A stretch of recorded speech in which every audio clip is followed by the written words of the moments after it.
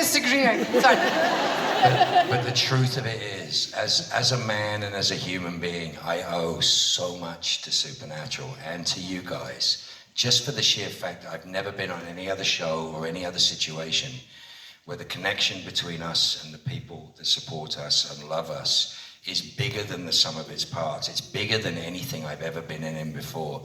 And it just keeps on giving and giving, and it's an extraordinary phenomenon. And the best things that I have in my life, the things that I love so much in my life, apart from my friendships, but the things I've learned and the things that I hold dearest, I think a lot of them have come from hanging out with, I hate saying it, but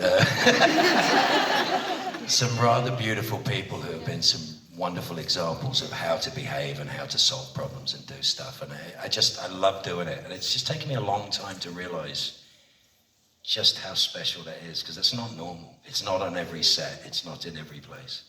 She's trying to ask a question. Amazing, amazing. Good night, everybody! There you go. That's the shit I do when you're not here. Hi. So the question is from my mother to you, Jensen. Obviously in Supernatural you have the Impala and you call it Baby. If you could choose what type of car you could have, what would you choose and what would you choose to name it? I would have a 67 Chevy Impala. Which one? And I would name it Baby. But here's the thing, not just Baby. I would name it Hero Baby. Hero Baby's good. And the nice thing about that is that I do have a 1967 Chevy Impala. And it was referred to lovingly as Hero Baby on a show for 15 seasons. And it is now parked in my garage. What I said made sense. I just didn't play one yet. In an acting sense. I learned from Jensen how to be on a set. He's such a great number one. He sets the tone.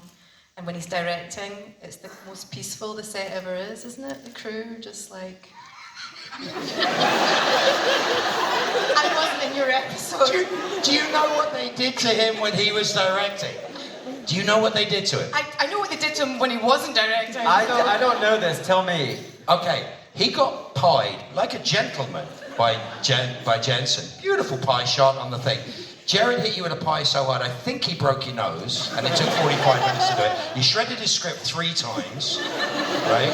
I mean, it was like, the worst was when Jared looked at me and goes, "Hey, Shep, what do you think his car's worth?" They killed you. You got, oh, you were great. Him, he was terrified every minute. What did you learn, Misha, from Jensen? That wasn't a question. Why don't we talk about what we learned from each Jensen? other. I got a whole bunch of stuff I learned from Jensen. Listen, yeah, what? This motherfucker, so let me tell you what he did.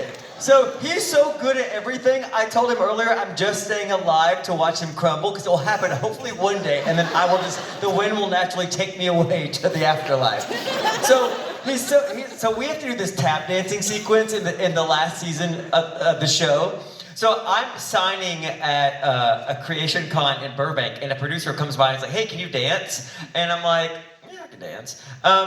But so then I get up to shoot the episode, and they show me this 3 minutes choreographed tap dancing sequence, and I'm like, if I grew up gay in the South, if I could tap dance like that, I would already be dead. I never would have made it out alive. I can't do that. And so Jensen was like, it's okay. So they only scheduled 1 rehearsal for us. And you're like, we're gonna have much more than 1 rehearsal. It's gonna be fine. Me and you together, we're gonna be able to do this. He gets off work 15 minutes before I do, gets to the studio, the stage, like the dancing people, 15 minutes before I do. I get there and he knows it already. He's good at everything. It makes me want to kill him, but I do love you. Android. If you look closely, his freckles are symmetrical. He's not human. It's shocking. I love you so much, but I want to hurt you sometimes.